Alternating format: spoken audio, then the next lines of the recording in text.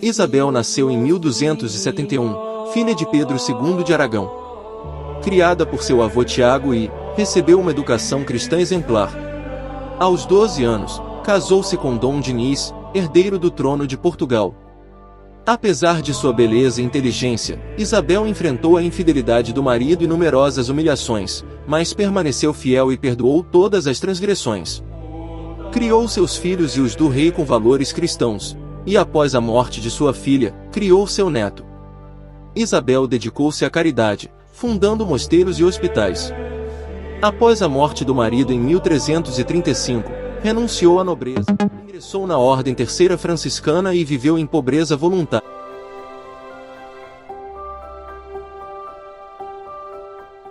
A Guerra dos 100 Anos, apesar do nome, durou na verdade 116 anos, de 1337 a 1453. Foi um conflito prolongado entre a Inglaterra e a França, com raízes na disputa pelo trono francês.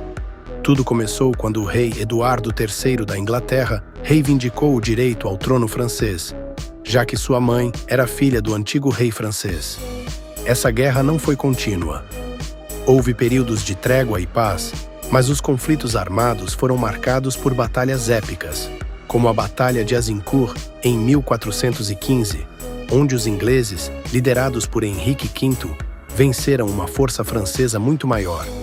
Além das batalhas, a guerra trouxe inovações militares, como o uso do arco longo pelos ingleses, que revolucionou o campo de batalha.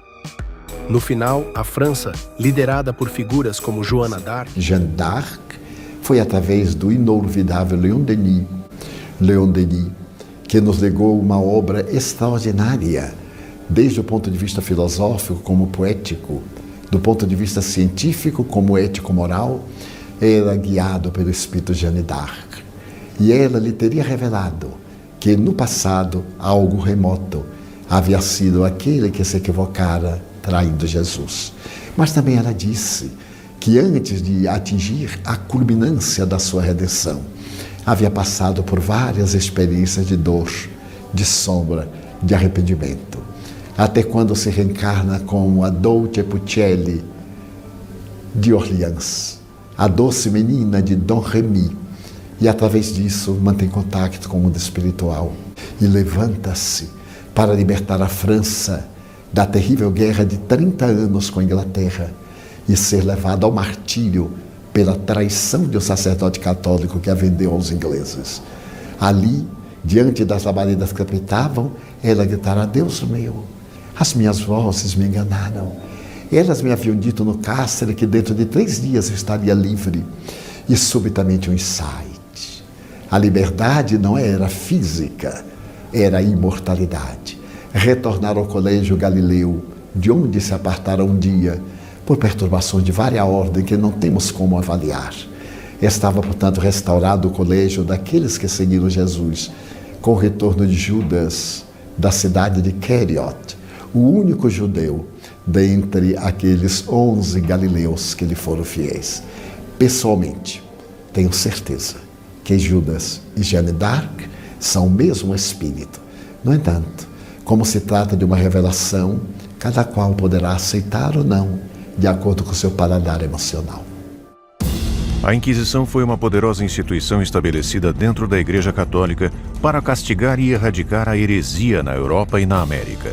Desde suas origens no século XII, sua fama se deu pela monstruosidade das torturas infligidas e pela implacável perseguição de judeus e muçulmanos. Sua manifestação mais cruel foi registrada na Espanha, onde a Inquisição chegou a executar cerca de 32 mil pessoas. Os inquisidores cometeram inúmeros abusos, desde queimar hereges na fogueira, mesmo que eles tenham confessado, até confiscar suas terras para enriquecimento pessoal. Em 1307, os inquisidores prenderam e torturaram mais de 15 mil cavaleiros templários na França, o que resultou em dezenas de execuções. Joana d'Arc, queimada na fogueira em 1431, é a vítima mais famosa da Inquisição. Em 1834, a Inquisição espanhola foi finalmente desmantelada.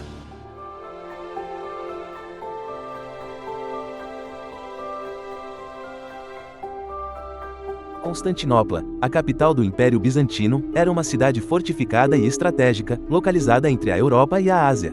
No entanto, após séculos de declínio, o sultão otomano Maomé II, com apenas 21 anos, decidiu conquistar essa joia. Com um exército de cerca de 100 mil soldados, ele cercou a cidade por 53 dias. Após a conquista, Constantinopla foi renomeada para Istambul, tornando-se o coração do Império Otomano. Mas a queda foi mais do que uma mudança de poder, ela também provocou uma migração maciça de estudiosos bizantinos para o Ocidente, levando conhecimentos que ajudaram a impulsionar o renascimento europeu.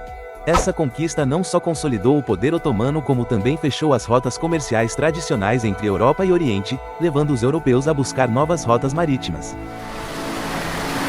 A modernidade criou a concepção de futuro que a gente tem. O futuro não existia, o futuro era o mesmo de hoje, que era o mesmo de ontem. A modernidade, que está na cabeça de toda essa meninada aí, inventou a ideia de que o futuro será diferente de hoje, será melhor e será fruto da nossa transformação. Por quê? Porque nunca tinha havido capitalismo, ruptura, invenção de máquinas, tecnologias, sistemas novos de comunicação. A separação cronológica pensada entre Idade Média e Idade Moderna não significa que os dois períodos são absolutamente distintos um do outro, uma vez que existem historiadores que apontam semelhanças entre eles. Jacques Le Goff, por exemplo, fala de uma longa Idade Média e defende a ideia de que traços significativos do período medieval permaneceram até o século XIX.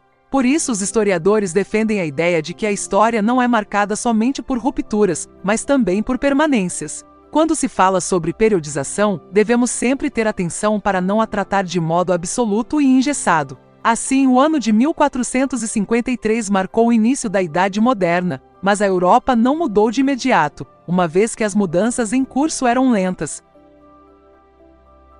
A Idade Moderna começou no século XV e foi até o XVIII. Foi quando rolou a Renascença, as grandes navegações e a Revolução Científica. Muita coisa mudou, da arte à ciência, e até o jeito de pensar. Vamos aos destaques. Na Renascença, a arte e o conhecimento floresceram. Nas grandes navegações, como as de Colombo, novos continentes foram explorados. A Reforma Protestante mudou a religião na Europa. E a Revolução Científica? Trouxe novas ideias com nomes como Galileu e Newton. Essa era transformou o mundo. A imprensa de Gutenberg mudou a forma como a informação era disseminada. A sociedade começou a questionar mais e a ciência deu saltos gigantes. E claro, o mundo ficou muito mais conectado. Ela marca uma transição do pensamento medieval, fundamentado na fé e nas relações entre os homens e Deus, para o pensamento antropocêntrico, marca da modernidade, que eleva a humanidade a um novo status. Ambos visam dar respostas sobre a origem do conhecimento humano, o primeiro associando a razão humana e o segundo, baseado-se na experiência. Assim, esse período esteve marcado pela revolução do pensamento filosófico e científico. Isso porque deixou de lado as explicações religiosas do medievo e criou novos métodos de investigação científica. Foi dessa maneira que o poder da Igreja Católica foi enfraquecendo cada vez mais. Nesse momento, o humanismo tem um papel centralizador oferecendo uma posição mais ativa do ser humano na sociedade. Ou seja, como um ser pensante e com maior liberdade de escolha. Diversas transformações ocorreram no pensamento europeu da época, dos quais se destacam a passagem do feudalismo para o capitalismo, o surgimento da burguesia, a formação dos estados nacionais modernos, o absolutismo, o mercantilismo, a reforma protestante, as grandes navegações, a invenção da imprensa, a descoberta do Novo Mundo, o início do movimento renascentista. Montesquieu, de 1689 a 1755. Filósofo e jurista francês do Iluminismo, Montesquieu foi um defensor da democracia e crítico do absolutismo e do catolicismo.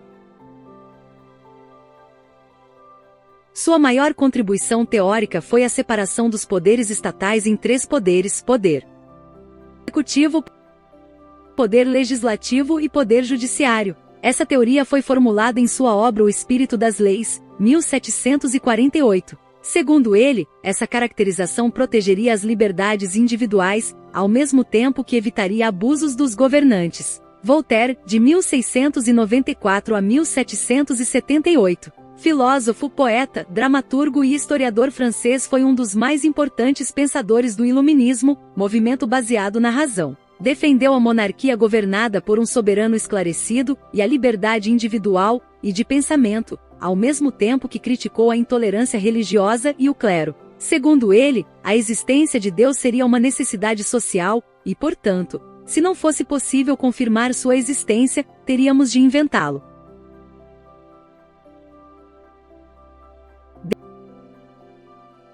Denis Diderot, de 1713 a 1784, filósofo e enciclopedista do iluminismo francês, ao lado de Jean-Le Ronde d'Alembert, 1717-1783, ele organizou a Enciclopédia. Essa obra de 33 volumes reunia os conhecimentos de diversas áreas. Contou com a colaboração de diversos pensadores, tal qual Montesquieu, Voltaire e Rousseau. Essa publicação foi primordial para a expansão do pensamento moderno burguês da época e dos ideais iluministas. Rousseau, de 1712 a 1778. Jean-Jacques Rousseau foi um filósofo social e escritor suíço e uma das mais importantes figuras do movimento iluminista. Foi um defensor da liberdade e crítico do racionalismo. Na área da filosofia investigou temas acerca das instituições sociais e políticas. Afirmou a bondade do ser humano em estado de natureza e o fator de corrupção originado pela sociedade. Suas obras mais destacadas são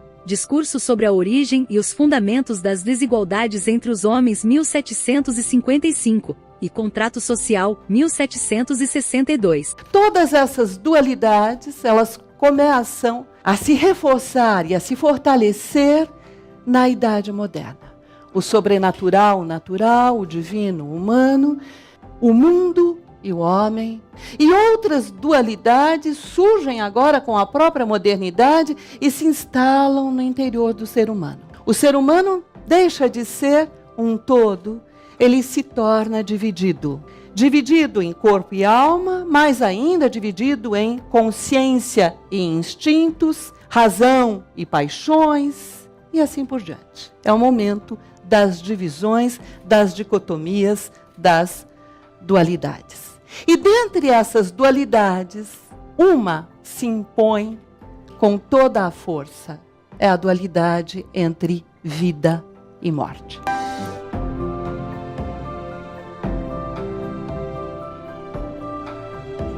Entre os séculos XV e XVIII, a Europa e partes das Américas viveram um dos períodos mais sombrios da história, a caça às bruxas.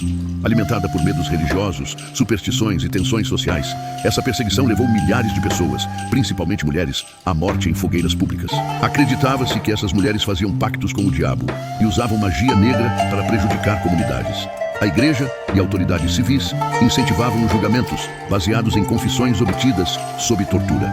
O Maleus Maleficarum, um manual da Inquisição, guiava as acusações, descrevendo como identificar e punir bruxas. Casos icônicos, como o julgamento das bruxas de Salem, nos Estados Unidos, e os tribunais na Alemanha, destacaram o caráter misógino e paranoico dessas ações.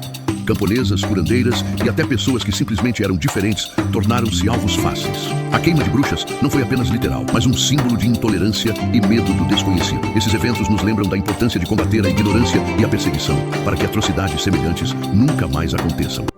Em 1588, a invencível armada da Espanha, com 130 navios, partiu para invadir a Inglaterra. Mas a Inglaterra tinha navios menores e mais ágeis. Durante a batalha, uma tempestade destruiu grande parte da frota espanhola. Essa derrota marcou o início do declínio da Espanha como potência mundial e o começo da ascensão inglesa. Às vezes, o poder não é derrotado pela força, mas pelo vento. A Idade Moderna é o período que sucede à Idade Média e antecede a Idade Contemporânea, estendendo-se de 1453, quando Constantinopla foi conquistada pelos otomanos, a 1789, quando a Bastilha foi invadida pela população parisiense. É um período marcado por transformações, mas também por permanências em relação à Europa medieval. Os marcos utilizados para o início e o fim desse período são a conquista de Constantinopla pelos otomanos, em 1453, e a tomada de Bastilha, evento que inaugurou a Revolução Francesa, em 1789. Os marcos são apenas pontos aproximativos que indicam viragens importantes na sociedade europeia.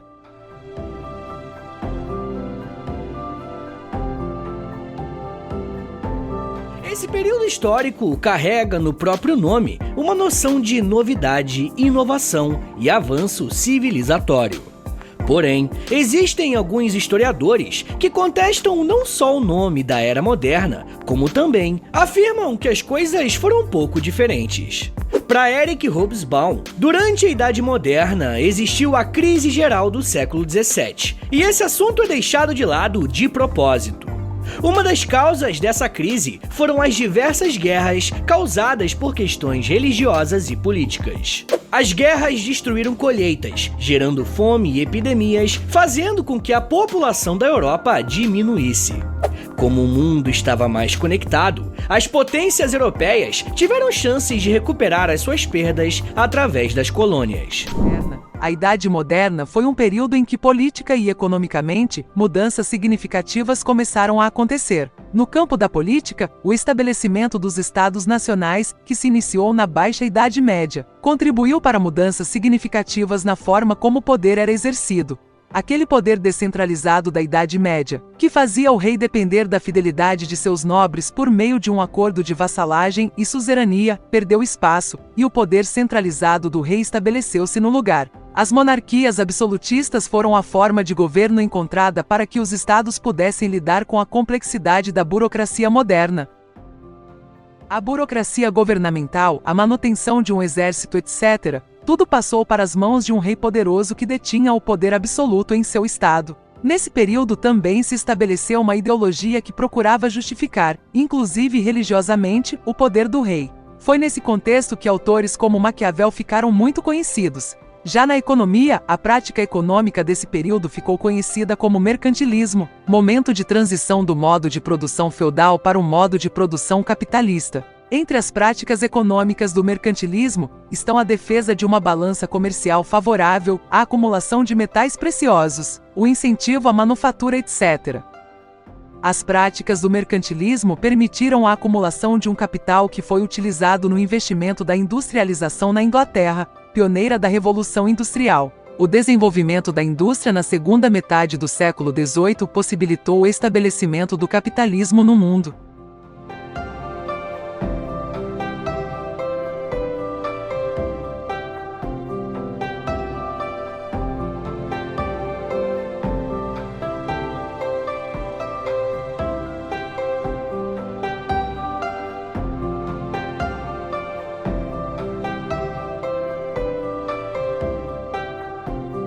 Catarina, a Grande, cujo nome completo era Catarina II da Rússia, foi uma das mais proeminentes líderes da Rússia Imperial e governou de 1762 a 1796.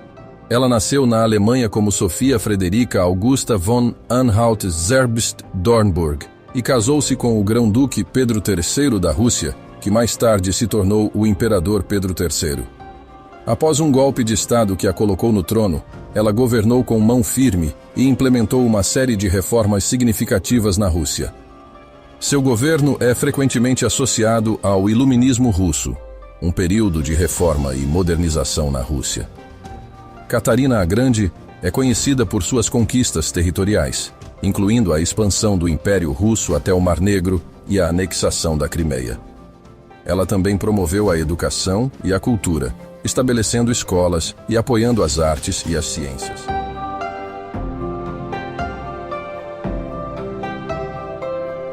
O pão era o alimento básico para a maioria dos cidadãos franceses e estima-se que a classe trabalhadora da França gastava mais de 90% de sua renda diária apenas com o pão.